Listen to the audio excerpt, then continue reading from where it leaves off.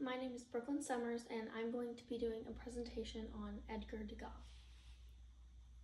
So, Degas was born on July 19th, 1834, in Paris, into a very wealthy banking family.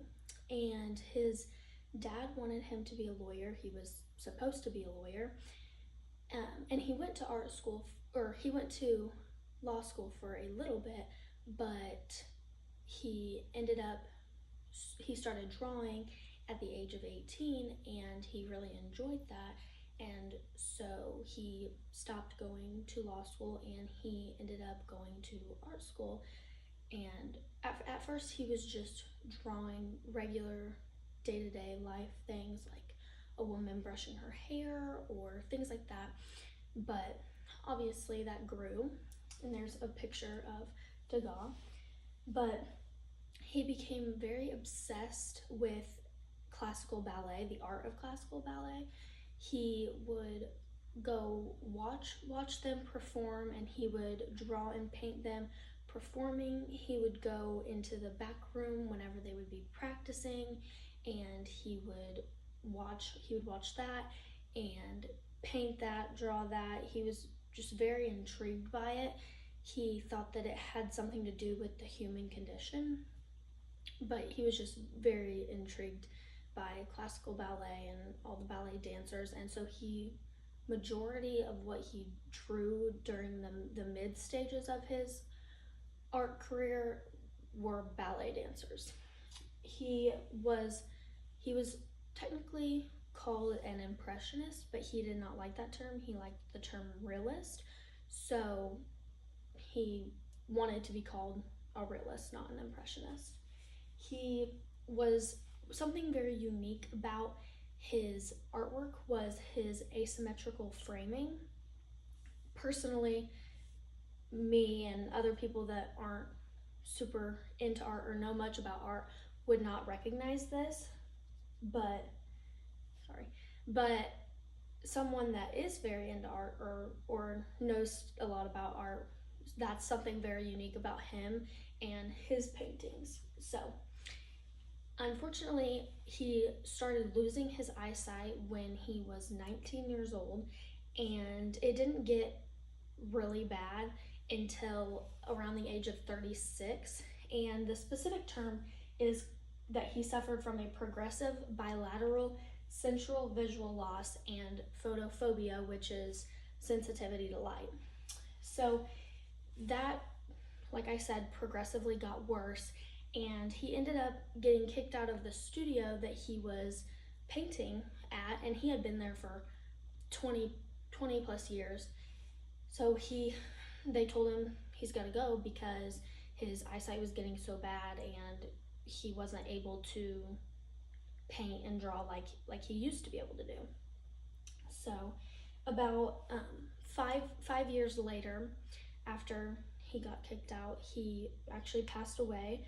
So on September 27th, 1917, and he passed away from a brain aneurysm. He also never married, never had kids. So the first painting that I chose that he did is the Bellelli family, which was done in 1859. You can see pretty cool and dark colors. The white is very cool, the blue, the gold, and then you've got like black, brown, burgundy, dark colors of that sort. He made this painting whenever he went. So this is his aunt, and then her husband and their 2 young daughters. And he went to go visit them in Italy, which is where they're from. He went to study art. That's why he was there. But he was there for about 3 years, and he got a lot better as an artist. It was a very surreal time in his art career. He got a lot better. There's some marital tension here that you can tell. All their faces are very blank.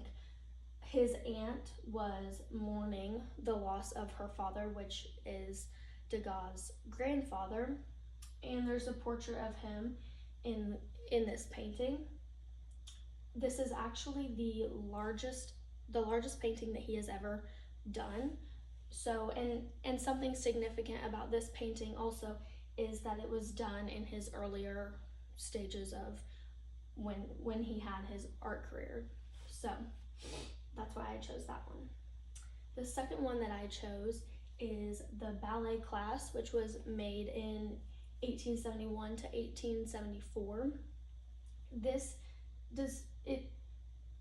The reason why he painted it was to allow viewers like myself and anyone else to technically step into the ballet world. And so this was, like I was talking about earlier, one of the ballet paintings that he made. So this has mothers and dancers waiting for a class by a very, very well-known, good ballet instructor. The painting itself has a heightened perspective, so it kind of, it's not level, you're looking kind of down almost, because the level of the painting is as if you were someone tall. This has very lively brushwork and light, bright colors. So this specific picture doesn't show as bright of the colors as what they are. This yellow and green, like this green looks very dark, but it's not. It's a lot brighter actually. And we've got like a blue over here. There's some purple in there as well. So pretty bright colors, but also, of course, like the grays are not bright. And this was made in the mid of his art career, and this is also one of his most popular paintings. This one is an oil painting, and the last one was an oil painting as well. So he did oil paintings a lot. The third painting that I chose is Dancers at the Bar. He made this in 1905, so this was later in his career, which is another reason why I chose this one. But you can see the difference in like this specific painting it's so much brighter and has such, like the last one, the ballet class, it had some bright colors in it, of course, but this specific painting is so bright. The blue is very bright, the bluish green is very bright, the orange wall very bright. This one was actually done with pastels. It's not an oil painting. There is very tense compensation of verticals and diagonals. So, like I said earlier about the asymmetrical framing. Also, the feet are very just drawn. They're not very detailed at all. None of this painting is very detailed. Of course, you can still tell that it's two dancers stretching on a bar, but the faces, there's not much to their faces. You can't really, I mean, he kind of drew like a little bit of a nose, but you really can't tell the face. And then the hair is kind of just like a blob. Like it's not a blob, but it's not very detailed as the other ones had been. So, for example, this painting was made in 1876 in a cafe. You can tell her face and his face are pretty detailed. They're not, smeared of any sort, and neither one of these are very bright colors either. The ballet rehearsal on stage was made in 1874. So these were made in the midst of his career. He did not use very bright colors, but things are detailed. So like over in this one, you can tell that the feet actually look like feet, and the faces are pretty well done too, pretty detailed, as are the dresses, the hands, the arms. The people are very, very detailed. You can tell bodies. These were made later in his career, and it is so crazy the difference in color. Like the last ones had hardly any. And as he got older and his disease got worse, he started using a lot of color. So this one is a group of ballerinas. It was made in 1910, which was only 7 years before he passed. And Woman at Her Toilet was also made sometime between 1900 and 1910, which was also very late in his career. And the amount of color in these compared to the other ones is very, very different. But like, as you can tell, it's not nearly as detailed as what the past ones that I showed were. So these girls' faces are very mumbled, and you can't really tell with the lack of detail. But you can still tell that they are dancers. And over here, you can still tell that that's a woman with hair and she's washing it. But it's a lot harder to tell because it's not as detailed.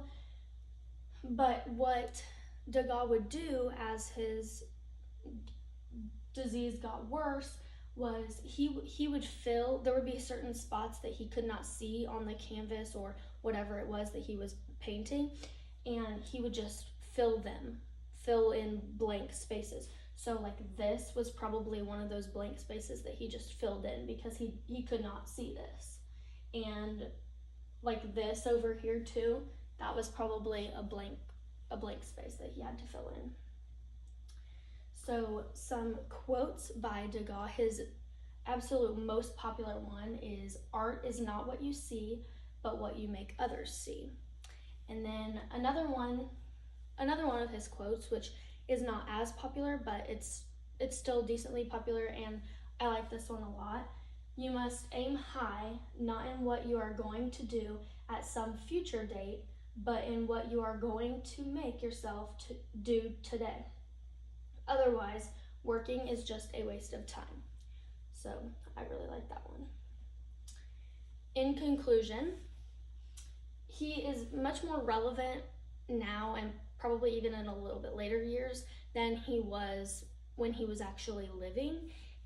He did not get much recognition whenever he was living, but obviously now his artwork is in many different collections and museums, and he's pretty well known now. His accomplishments, I mean, so many. First of all, he painted about 1,500 paintings in total, and that doesn't even, those are just the ones that were published. That doesn't even count the amount that he did and threw away, or maybe the ones that didn't really make it very far, and other types of artwork that he did as well. He began using pastels more towards the end of his career. So like this one, for example, is called The Dancers, but that one was done in pastels. So he kind of went from using oil painting to pastels more as he got older. But there's my works cited.